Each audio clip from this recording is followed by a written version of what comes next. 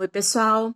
Vamos para a parte final do tema período regencial, quando então, um dos últimos itens que nós vimos na aula 2 foi a criação do Decreto-Ato Adicional de 1834. Lembrar que isso foi uma revisão constitucional e um dos pontos principais do ato adicional, que está aqui no último tópico, refere-se à substituição da regência trina pela regência una. Sabemos que eram dois partidos políticos. Nós temos o grupo regressista do então Partido Conservador e nós temos o grupo progressista do então Partido Liberal. E aí nós vamos ter a primeira regência una no Brasil de Feijó, do Partido Liberal. Eram para ser 4 anos, mas Feijó acabou renunciando após 2 anos de governo, portanto, a fase regencial dele foi de 1835 a 37, quando então, por ser liberal, por ser progressista, uma das características principais de governo dele foi conceder maior autonomia às províncias brasileiras. Isso remete à concessão de uma maior liberdade aos grandes políticos locais das diversas províncias brasileiras. Por ser progressista, por ser empreendedor, Feijó vai decretar uma lei que vai extinguir o tráfico de escravos no Brasil. A extinção do tráfico de escravos remete a comprar briga com a elite local, porque o tráfico era altamente lucrativo, o tráfico era altamente promissor para a elite brasileira e perder escravos não soa bem para essa elite. Então, automaticamente, Feijó vai sofrer uma repressão do Partido Conservador e essa pressão sobre o governo dele, que é um governo liberal, leva ele a renunciar após 2 anos de governo. Automaticamente, durante a regência, nós sabemos que a maior parte do governo regencial foi para a elite e não para o povo. Portanto, como a maioria da população ficou à mercê, completamente desolada de qualquer assistência política, revoltas internas crescerão no período regencial. Então, nós temos 2 características principais do governo de Feijó. Saber da extinção do tráfico de escravos e que isso leva a uma revolta do Partido Conservador, o que leva ele a renunciar, e saber que as revoltas internas cresceram, lembrando que são revoltas civis, pelo desolamento e distanciamento social em relação à política no Brasil. Uma vez renunciando, Feijó foi substituído pelo regente Araújo Lima, que sim concluiu seu mandato até o final do período regencial, e um Araújo Lima, político do Partido Conservador. Se ele era do Partido Conservador, já sabemos então que uma das características do Partido Conservador é prezar pela centralização, pelo governo mais autoritário. Portanto, houve completamente a revogação da autonomia provincial. Revogar uma autonomia provincial significa retirar das mãos da elite, dos políticos locais, poderes políticos locais. Significa que eles deverão estar totalmente submissos a um governo central, governo este que vai restabelecer o Conselho de Estado e o poder moderador aos poucos no Brasil. Isso significa manter o controle político sobre orientação conservadora e centralizadora. Quem não gosta dessas ações praticadas e promovidas por Araújo Lima é o Partido Liberal, que uma vez rebelde, uma vez muito mais progressista, vai definir que é o momento de se aplicar algo contra o Araújo Lima do Partido Conservador. Resultado, os liberais criam o Clube da Maioridade. Destacar que esse Clube da Maioridade é um clube organizado pelo Partido Liberal com intenções futuras de se aplicar um golpe para antecipar a idade do Pedrinho, Dom Pedro II, dos 18 para os 15 anos e sim ele ser então nomeado novo imperador do Brasil. Então, nós vamos ter aqui na regência de Araújo Lima conflitos políticos internos entre o Partido Conservador de Araújo Lima e o Partido Liberal.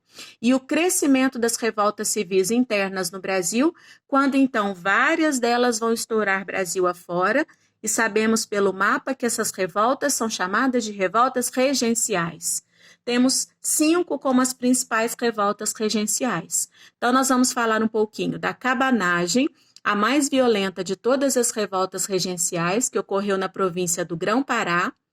Nós vamos falar da Balaiada no Maranhão, uma revolta também civil, popular, de exigências de alguns moradores da região.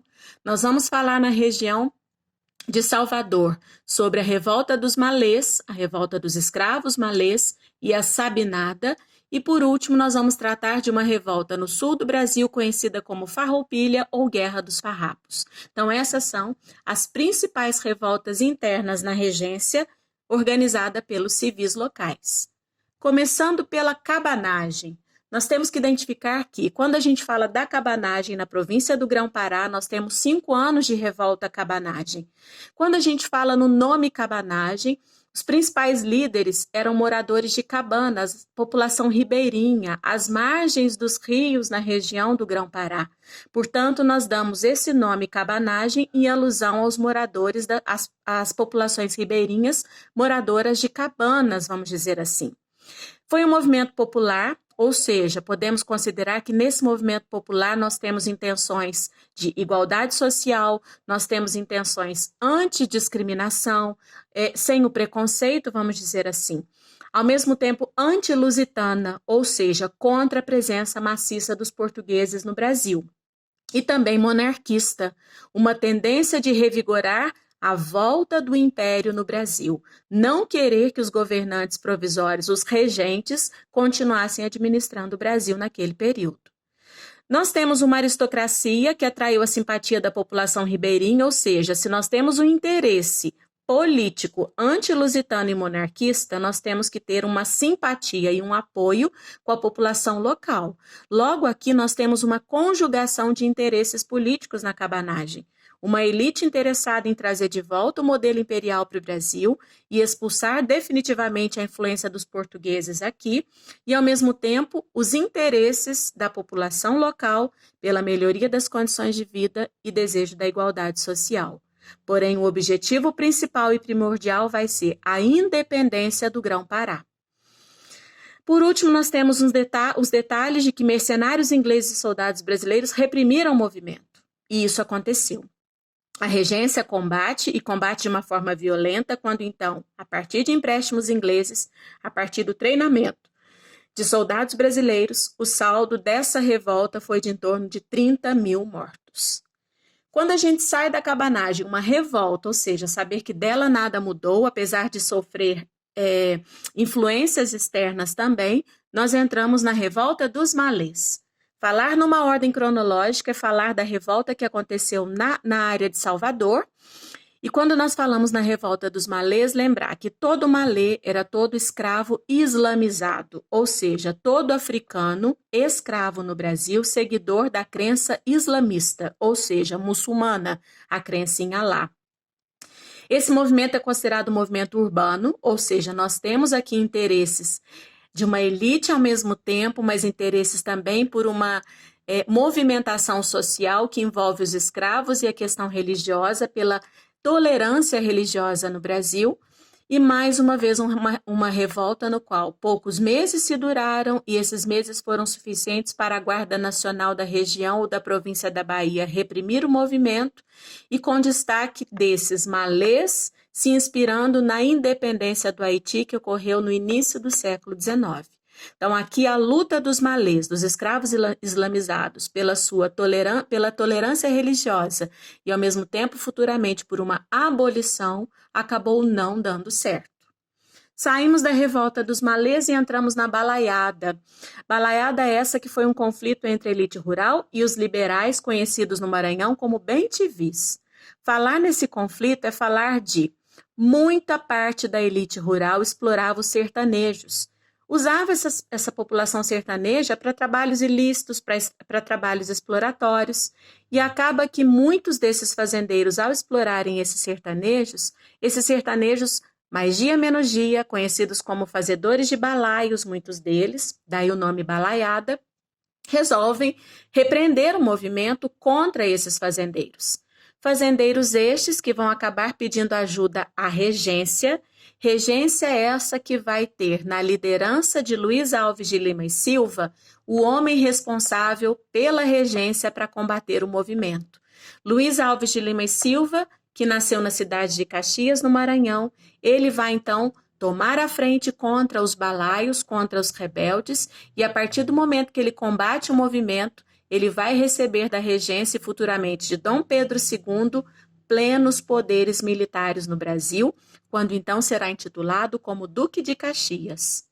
Nessa revolta balaiada, os escravos que participaram do movimento foram executados e alguns líderes elitizados que também estão no movimento foram anistiados, ou seja, foram perdoados politicamente.